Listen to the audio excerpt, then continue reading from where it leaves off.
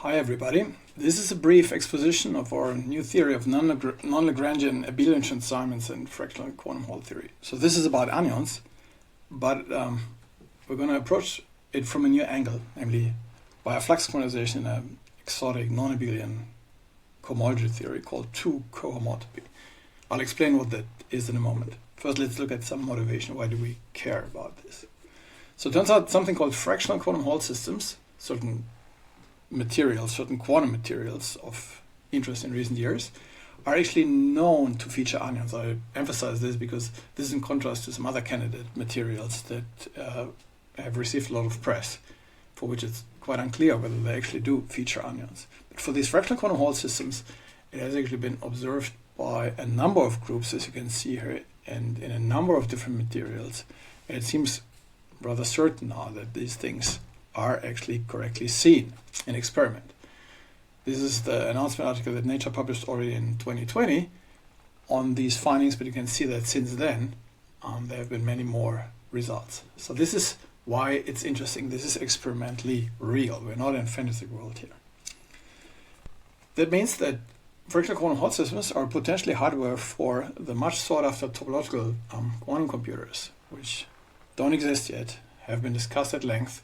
They're still looking for some materials that could actually run them. Well, and there's ifs here. So to actually have a topological quantum gate encoded or implemented on such a quantum material, one needs external control of the anyons, which is something that is often being ignored in discussions. Namely, the idea is that when someone can tune external parameters of the material, such as to arrange that the world lines of certain solitons in these materials, which are these anyons, that the world lines braid around each other.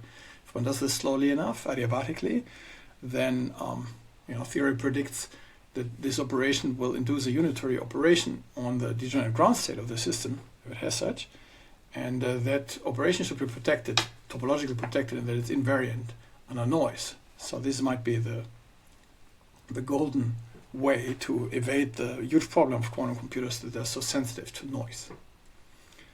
Well, one other problem here is that despite very successful model building for fractional quantum Hall systems, which involves trial wave functions, famous as Laughlin wave functions, involves the composite particle law of Jine, and notably, which I'm going to be focusing on here, the effective transaminds field theory matching to the low energy field theory of these anyons. Despite all that, the actual theory of the fractional quantum Hall anyons has remained quite a mystery. Nobody really knows why they actually arise the way they do from these strongly coupled electron systems. It's part of the general big problem of contemporary physics that non-perturbative, strongly interacting field theories are by and large completely ununderstood. There's no good theory for that. And what I'm proposing here is motivated as being a proposal for one way of approaching at least an aspect of that problem. So anyway, so let's see. Let's observe to set us up here. So how can we approach this problem? And let's observe the following remarkable fact about fractional quantum Hall systems.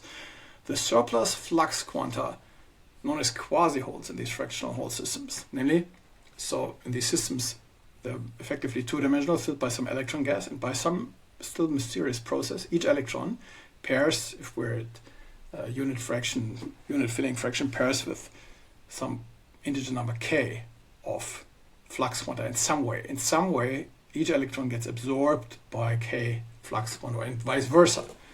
And on that backdrop of there being k flux quanta bound to or somehow else adjacent to each electrons, every further flux quantum in the system appears like the lack of 1/8 of an electron. And that's the famous quasi-hole, because there's an electron missing here, effectively missing compared to the backdrop of all these things being paired with each other.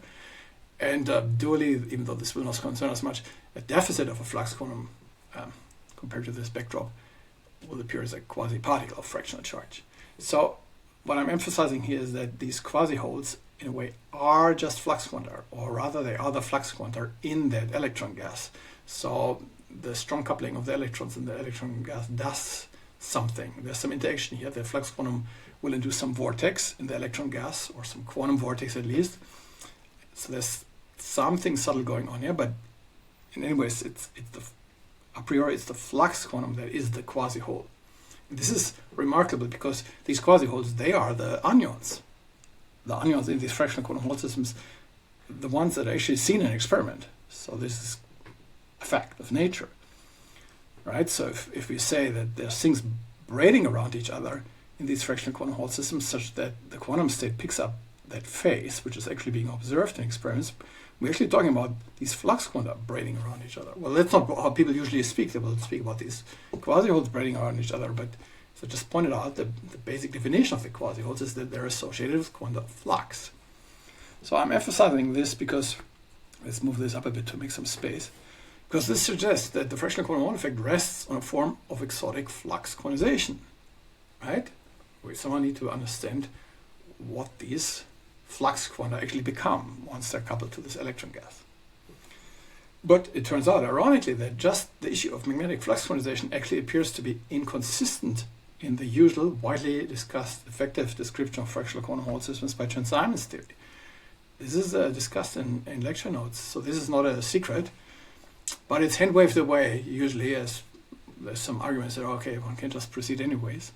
But it has to do with the fact that in these fractional quantum, in these Chern-Simons effective descriptions, one is trying to model these fractionally charged quanta by a flux density, which ordinarily would be subjected to an integrality constraint, the Stannard-Dirac integral charge quantization. So there's an intrinsic logical tension actually in using Chern-Simons theory as an effective field theory for these things, an intrinsic logic tension that you want to describe something that by design, or the reason you're interested in it is that it's fractional, and now you're modeling it by something that by the usual flux quantization law has to be integral. So the very effect you're trying to model is actually not captured by the theory that you're modeling it with. And so our approach is to do something different, to put this situation right side up, to start with finding the mathematics of exotic flux quantization first, because this was actually not known previously. Like, okay, what does it actually mean to have an exotic non-abelian flux quantization? Also sort this out. In which realm of math are we actually using, looking for answers here? So this is something we discuss at length in this monograph we've written here, and in this encyclopedia article we explain how it connects to the physics. And then second, once we know in which mathematical realm we're looking for answers, we have to hypothesize one of these mathematical flux quantization laws to be the one for fractional quantum Hall flux. So this is the physics modeling step. As always in physics, if you want to model some system, you postulate or hypothesize a model, and then you check if that mathematical model fits your experimental system. And to the degree that it does, you then take its further properties to be predictions about the system that are maybe still to be measured. So that's what we do in the second step, hypothesize the quantization law. And so the fact that we arrived there at cohomotopy has to do with the fact that we actually originally did this kind of approach, not in solid state physics, but in 11-dimensional supergravity, and asked what is the flux quantization laws on membranes. And then by doing various things, but actually we arrived at the flux quantization law for fractional quantum Hall systems that I'm presenting here. But for our purpose today, we'll just ignore all that. You don't need to know about this if you don't want to. And that's just how we arrived at this historically, sort of. Anyway, so after we hypothesize a corresponding flux quantization law, we can then, since it's a mathematically well-defined thing, we can just then rigorously derive the predictions using algebraic topology, which is the area of math that deals, as we will see, with cohomology theories and generalized cohomology theories. And that is that third step is now the main part that I'm kind of giving a brief exposition here today, or an advertisement at least of, which is what we published, put in the archive a couple of weeks back, in this article, Fractional Quantum Hall Onions by the Algebraic Topology of Exotic Flux Quantum. So the result of that article is, as we lay out in much detail there, that this approach actually recovers all the hallmark properties of fractional quantum Hall systems, their fractional statistics, their topological order, and the edge modes. Everything comes out, and rather neatly. Up to some subtle details. There's actually, while everything comes out, there is actually some slight discrepancy to predictions of what is called the K-matrix Chern-Simons theory when it comes to the fine detail of the topological order, for instance, that is predicted to be seen on tori. So this approach, even though it recovers in broad outline what is expected, is actually experimentally discernible from standard transformers theory. It makes slightly different predictions, which however currently are not yet detectable in experiments. So the difference in predictions is, for the most part, concerns the fine detail of the topological order to be seen on tori. And that's exactly the situation that is actually hard to model in experiments.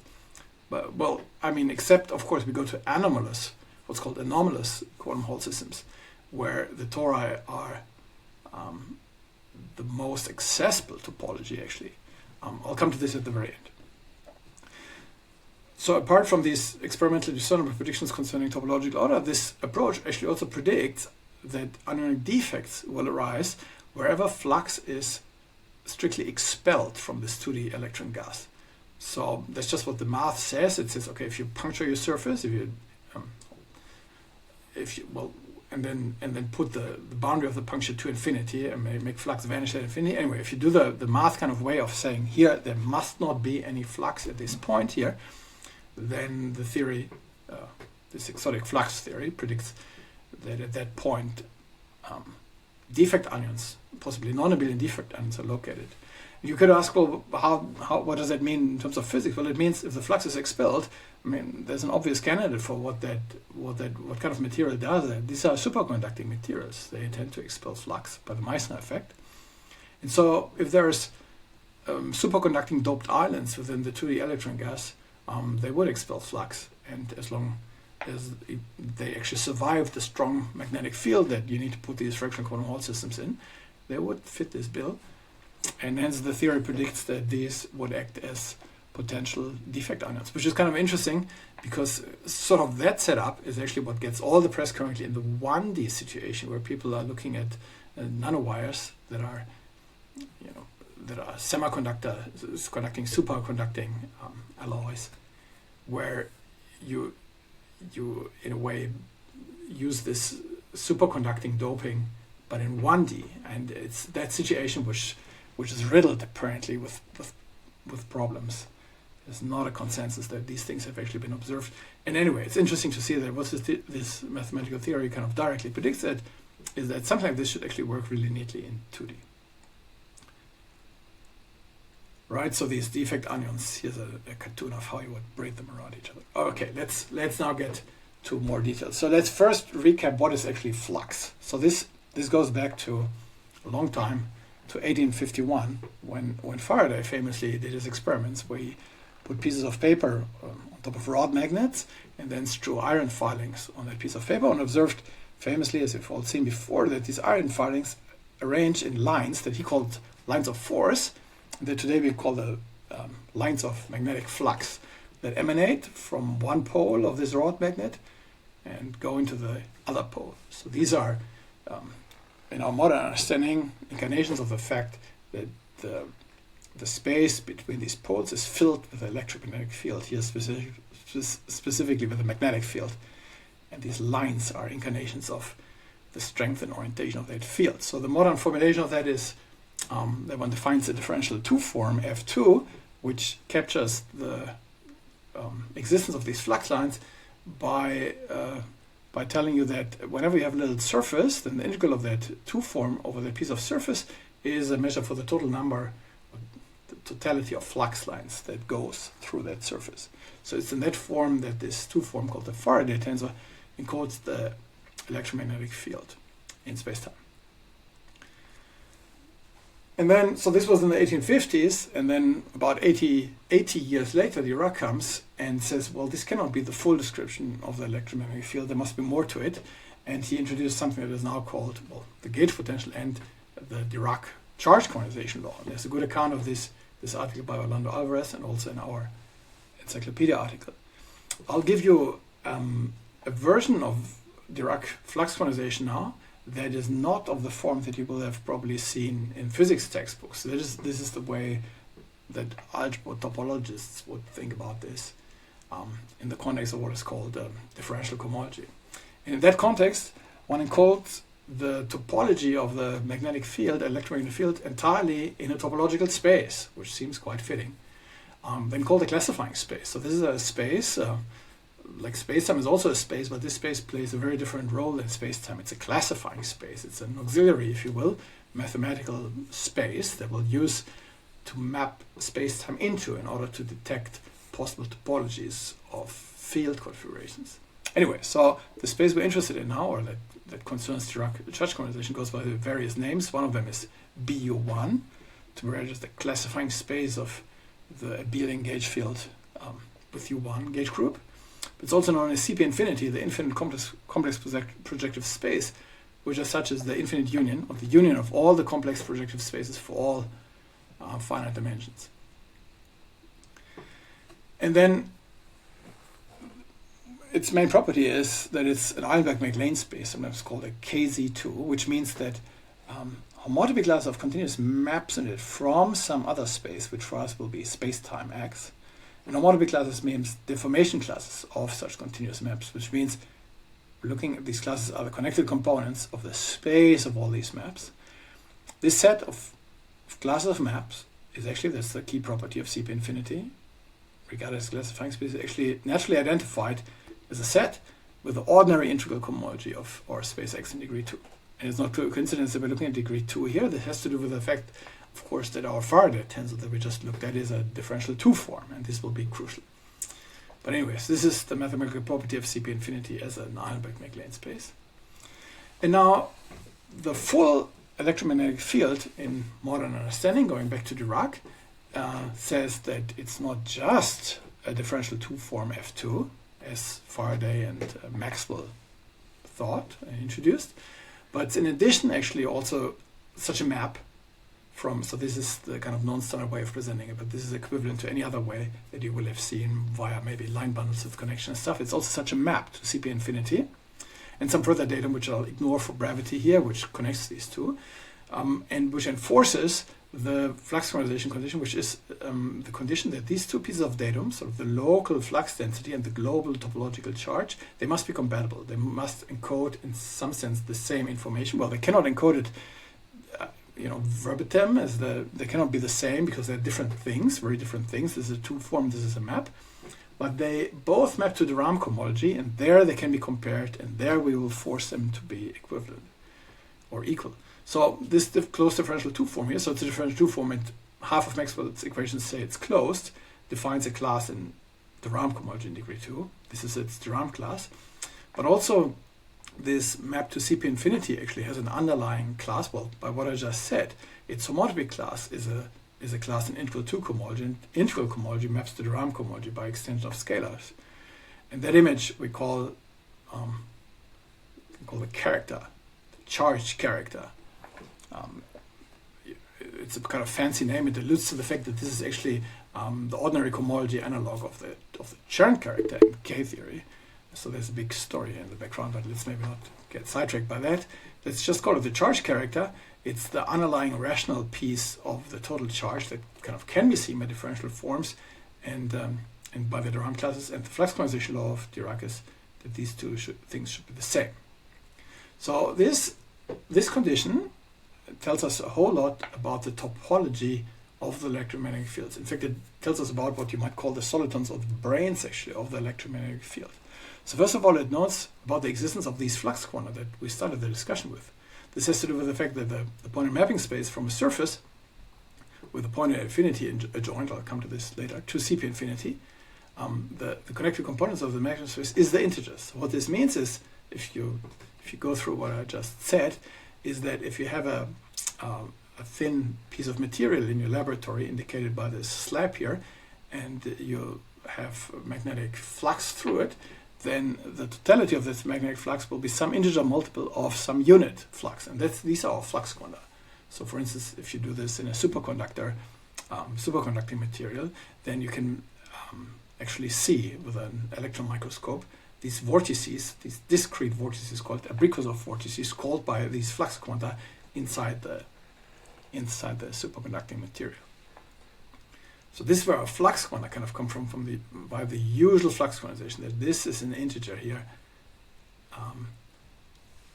It has to do with that. But it also knows, so this is kind of standard, even though maybe people will usually use different notation for this, but this is well known that CP infinity has this property, but one can go further actually and notice that this classifying space actually also knows the algebra of quantum observables of topological flux through that surface. So kind of the dynamical aspect. Instead of just knowing how many flux quanta are there, we want to know what is the quantum observables, what's the dynamics. And it turns out where we use pi 0, sorry to go back and forth, where we use pi 0 to work out the charge, we will need pi 1 of this mapping space to know about the quantum observables. So here we are joining the point in infinity in order to enforce the condition that we're looking at solitons, that our flux quanta are meant to be solitons, and the characteristic definition of a soliton is that its flux density, its field strength vanishes at infinity. So we can mathematically, or the way to mathematically model is to join the point at infinity to our surface and then look at pointed maps that take this point literally to 0, to the base point in our classifying space. So we look at pointed maps at this star here that enforces the soliton condition, and then we look at the fundamental group of this. This is the monodromy in this space. So this tells us that we're sitting at some point in this space at some charge, then we can still move around in this space and come back to where we were. So there's a monodromy that is exactly what solitons like onions are meant to pick up. That's exactly the effect of topological order, that a non-trivial monodromy may act on the ground state, Hilbert space of states of topological states of your system. And then in the end we take the group algebra. So this is a group here, the fundamental group. This is this monodromy group, and its group algebra, that is actually the algebra of, this is a C-star algebra of quantum observables. And this is what one can prove. We've published this in this article here, quantum observables of quantized fluxes. This is in general for Yang-Mills theory the formula for computing the topological quantum observables. So when you, in general, you can even put the general classifying space for non-abelian Yang-Mills theory, BG, here. But for BU1, this is the case of electromagnetism. And so let's work it out. What happens if we put in the torus here as our surface to make this standard comparison? Well, then a quick computation, which is in our article, and if you know a bit of algebraic topology, it's easy to do. Otherwise, you can look it up in our article. An easy computation shows that in that case, on the torus, we get the following algebra generated by two generators, which play the role of the Wilson loop observables along two basis 1 cycles of our torus. And the condition is that they commute with each other, which has to do with the fact that the electromagnetic field is abelian, so there's no source of non-abelian, of non-commutativity here, so they commute. They have two Wilson line observables. Another interesting thing is, right, this is very much the setup one considers in fractional quantum Hall systems. There's a two-dimensional system of electrons, maybe there's some flux through it, and now you want to know what is the observables, the algebra of observables, of quantum observables of these flux quanta. And this is decidedly not what you actually expect to see in a fractional quantum Hall system, even though this is the prediction of standard Maxwell theory, of standard Maxwell-Dirac theory. Well, in fractional quantum Hall systems, one actually expects, from arguments by Chern-Simons theory mostly, that this commutativity relation is actually deformed, that these two Wilson loop operators should not actually commute with each other, but that commuting them past each other picks up the square of exactly that braiding phase that we started the discussion with, the one that has been observed by so many experimental groups now. So what's going on here? So, right, so just to amplify, I mean, what we did here was standard Maxwell-Dirac theory. This is what the electromagnetic field is supposed to be doing, but now in our strongly coupled system, it's actually supposed to be doing this, which is not the same. So what gives? What's going on here? Well, the idea is the coupling to the electron gas apparently changes the flux quantization law, makes it exotic, or effectively exotic. You know, the effective infrared large-scale limit that we're looking at the system, it behaves as if the flux quantization law has changed. Microscopically, it will not have changed, but in interaction with these electrons, effectively something changes. And the idea is simple here, even though it's quite far-reaching, we simply use another classifying space.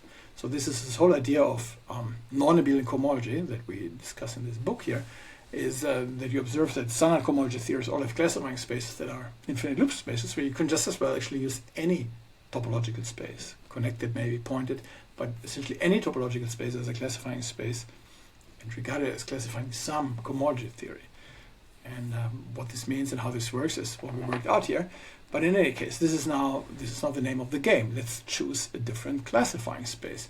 And here's a simple candidate, which it's simple to choose, but subtle to analyze, and this will turn out to be the star of the following discussion that actually turns out to know essentially everything about fractional quantum Hall anions when fed into our previous formulas, right? So remembering that CP infinity is the union of all the CPNs as n ranges from 1 to infinity. Its first stage, as one says, is CP1, the complex projective curve, but that is topologically just S2. That is the sphere. So in some sense, the two sphere is, in a precise sense, it's the first stage of CP infinity, or put the other way around, CP infinity actually rises from the two sphere by attaching further higher dimensional cells to it, as one says. So in this sense, it's quite natural actually to start looking to the two sphere here, and that's what we're going to do. And now let's get some first hints for why it would be that the two sphere knows anything about Chern-Simons theory. And this can actually be seen nicely from this notion of this character map that I mentioned before, which turns maps to topological space into a differential form data. If you apply that to the two sphere, and that's what we explain in this book, the character map in non-abelian cohomology, how this works. This uses the G-algebraic rational homotopy theory. Then you can work out that, this is a simple fact of rational homotopy theory, really, that these connected components of maps from X to the two sphere now, as our new classifying space, have a different character image than the maps to CP infinity do. Namely, they have two different, or pairs of differential forms in the image, where a map to CP infinity, recall, had this underlying character, this single Faraday tensor F2. We now see it still has this F2 in its image, and it's still closed. But there's a second generator that appears, which is in degree 3, which is not closed, but satisfies this quite curious Bianchi identity, which is nothing but the defining equation for the Chern-Simons form in abelian Chern-Simons theory. It is a co-boundary for this wedge square of the flux density. So this is what we originally saw in discussion of Green-Schwarz anomaly cancellation and string theory. All these things have analogs in M theory, actually string theory, though I'm not talking about them today. So, right, just to amplify, so the way this works, I haven't really explained it, but you can find it in this book, is that the flux species that appear here, F2 and F3, are related to the what's called the free or non-torsion homotopy groups in this classifying space here. So the classifying space S2 or CP1 has two non-torsion homotopy groups. There's the one in degree 2, which is sort of just the unit, the volume class, if you will. That's the usual class, and that persists in CP infinity as we map forward to CP infinity, and that is the origin of this F2. So this is kind of the ordinary class. But now, as it goes in algebraic topology, even though the space seems much smaller, that actually makes it algebra topologically richer. It is less stable. It has more effects in a way. In any case, it has a non-trivial pi3, where CP infinity does not. The third homotopy group of the two sphere is a copy of the integers generated famously by the Hopf vibration. In any case, there's a non-trivial element here called the Hopf generator, and that is the thing that disappears as we push forward to CP infinity. Or if you read it conversely, that is the thing that appears as we refine our flux quantization law from the ordinary Dirac charge quantization to this cohomotopical hypothesis H statement. And so this is where this H3 comes from. This H3, under this law of how the character map works, is a rational image of this Hopf generator. This turns out to govern all of these anionic properties that we're going to see, the braiding phases and so forth. So this shows in which way the two sphere, when regarded as a classifying space for an exotic flux quantization laws, does not quite talk about ordinary Chern-Simons theory, but it gives something that is quite close, quite similar to ordinary Chern-Simons theory, right? The difference here is subtle. That this H3 appears in both cases, the Chern-Simons form, but in ordinary Chern-Simons theory, the Chern-Simons form, of course, is the Lagrangian density, whereas here it's actually part of the flux density. So there's a subtle difference, and this is how it will continue. Actually, we'll keep doing computations that are essentially the results of quantum abelian Chern-Simons theory with some differences. All right, so hypothesis H now. Remember, we want to hypothesize a flux quantization law in order to describe these fractional quantum Hall systems. The hypothesis is now that we use the previous formulas for the quantum observables, but where previously we had CP infinity, we now put S2, the two sphere. So this is called hypothesis little h because it's a little cousin of the hypothesis capital H that we have been discussing in supergravity for some time now. And I already mentioned before that this is where this comes from. It doesn't matter for today. Or rather, since we're meant to be talking about a topological field theory now, we should really generalize these observables or refine them to make them generally covariant, right? Because if you have two such maps that differ by a diffeomorphism of the base space, then in a topological field theory, we're not meant to regard them as different field configurations. They are meant to be gravitationally gauge equivalent by their diffeomorphism. The way to implement this mathematically is that we take what's called the homotopy quotient or Borel construction of our mapping space by the diffeomorphism group. And if you work it out, this actually means that that where we take pi 1, the flux monodromy here, we take the semi-direct product of that with pi 0 of this diffeomorphism space, which is another name of the mapping class group. This is the mapping class group of the surface, and it acts by mapping classes of diffeomorphisms on our flux monodromy. Anyway, so this is then the statement. Once we've made this hypothesis, these are quantum observables, the generally covariant quantum observables, and hence the quantum states that we're after are modules of this algebra of observables. Since this is a group algebra, these modules are just representations of the corresponding group. So the final statement is this kind of is the theory. There's one line. It says that the topological quantum states over a given surface are the unitary irreducible representations, irreducible if we're in a superselection sector, of this covariantized flux monodromy group for flux quantized in 2 cohomotopy. So that's the formula. And now it's just a matter of unwinding what that gives. So this is a novel effective theory of fractional quantum Hall systems. It's non-Lagrangian, it's non-perturbative, it's globally well-defined. In fact, that's its primary property. That's how we started the theory. The whole theory is just making well-defined global flux, actually. So predictions now followed by rigorous analysis. We use algebraic topology to compute these flux monodromy groups, pi 1 here, semi-direct product of these mapping class groups, and then we use representation theory to classify the irreps, and hence the corresponding quantum state spaces.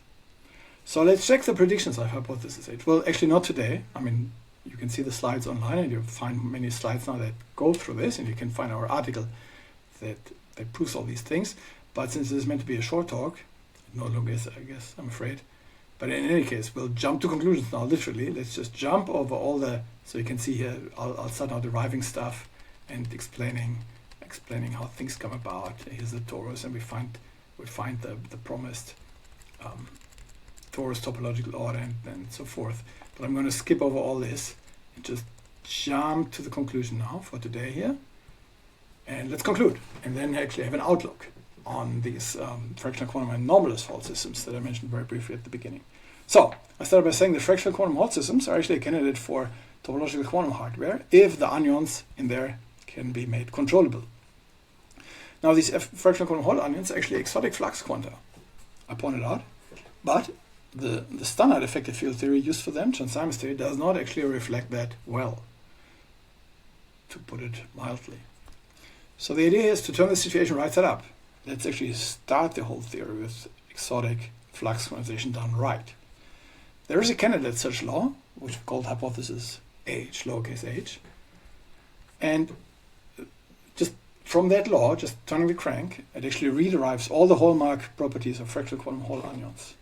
But it also predicts that anionic defects, where the flux is expelled, behave, it predicts that the defects where flux is expelled do behave like anionic defects. So this implies that topological quantum hardware could actually be, or the theory predicts that topological quantum hardware could be realized by superconducting doping of 2D fractional quantum Hall systems.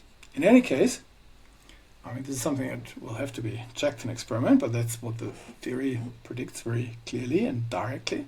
In any case, this exotic flux quantization provides new understanding of fractional quantum Hall anions. And I want to give some more indication of how that new understanding looks. Namely, it also naturally explains, it turns out, the expected but previously elusive nature and identification of anions in what's called fractional quantum anomalous Hall systems. So these are crystalline systems called Chern insulators at fractional filling that are not actually subject to a large external magnetic field, but that have internal properties kind of mimic, namely Berry curvature, that mimic the existence of this magnetic field in momentum space. So for anybody who has seen these things before, is a cartoon of typical band structure, what's called electron band structure in such a crystalline material, where here the crystal momenta form the two-dimensional Brillouin torus of crystal momenta, and there's two energy bands. The point just being that there is a valence band of electrons whose corresponding valence bundle of electron quantum states that occupy this valence band has a non-trivial topological class as a bundle over this 2D torus of momenta with some Chern number, first Chern number, being non-vanishing. So there's a standard story by now of what has been discussed for many years now of Chern insulators. And at fractional filling, they're expected to exhibit this anomalous form of fractional quantum Hall effect, which curiously is really very much like the fractional quantum Hall effect that we've been discussing so much, at least as concerns its anions, but in the momentum space now as opposed to the standard space. So I said it naturally explains this situation, because it turns out that actually this homotopical factorization of maps to B1 through maps to just S2, CP1, actually very naturally reflect what's called the fragile band topology in these systems. So there's something actually very well known, this two-sphere in a sense. It's completely well known. It's in the textbooks. You can find this two-sphere in textbooks on Chern insulators. And what we're just highlighting here is that two-sphere is very naturally, again, identified with the very two-sphere that this whole talk has been about. There's more to the two-sphere than meets the eye. So how does this come about? Well, the valence bundle in these systems, so this is some standard fact, essentially standard fact about Chern insulators, is the lower eigenspace bundle. That means it consists of, right, this is what this picture here indicates, it's the low energy electrons here as opposed to the excited electrons that could jump to the conduction band. So it's the low eigenspace bundle of what? Of the Bloch Hamiltonian. Here I use the normalized Bloch Hamiltonian to make, instead of, to say that all the eigenspaces are just minus one eigenvalue. That's due to the normalization here.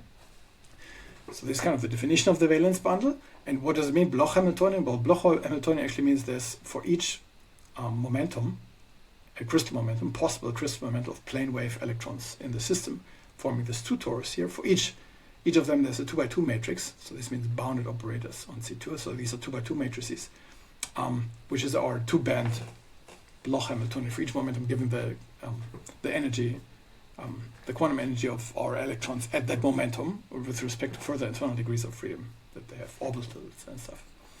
And the point now is that this factors through CP1. This is standard computation via the Pauli matrices. You can find this in the textbooks. So that, in fact, this eigenspace bundle,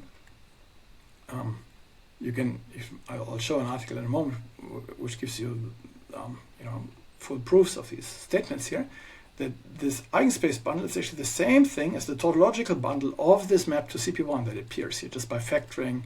So we just factored the Bloch Hamiltonian. It just happens to factor through the two-sphere, and it's that map to the two-sphere that actually characterizes the band topology.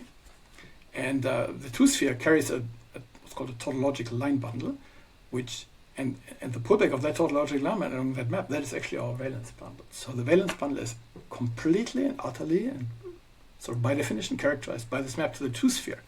But of course, so this is what's called the fragile band topology, or characteristic of the fragile band topology of a system, because that tautological line bundle on CP1 itself is the pullback of what's called the universal complex line bundle, which lives on over CP infinity, which characterizes the stable band topology. So it's pulled back along this. So you can think of this CPNs here as classifying our valence bundle as a sub-bundle of a trivial Bloch bundle of rank 1 plus n.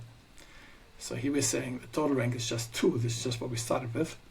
Whereas in passing to CP infinity, we allow the system to probe into ever higher conduction bands as we deform it. So that means the deformations that are classified by CP infinity are coarser, much coarser. They can involve much more drastic deformations than here. So some things that are true here can break here, and in this sense, this is the fragile topology. Fragile band topology, CP1, stable band topology, CP infinity. But see, this is exactly the setup that this whole talk was about, that we say, well, instead of mapping to CP infinity right away, let's remember that some maps may factor through CP1 and classify them as such. So we can just apply the theory I just presented to this situation, and one finds that fractional quantum Hall and anomalous quantum Hall ions are actually classified by adiabatic monodromy in the fragile band topology, which is really just the statement I've been talking about for ordinary fractional quantum Hall systems, but now understood that in the anomalous situation, it's this Bloch Hamiltonian map that is our classifying map.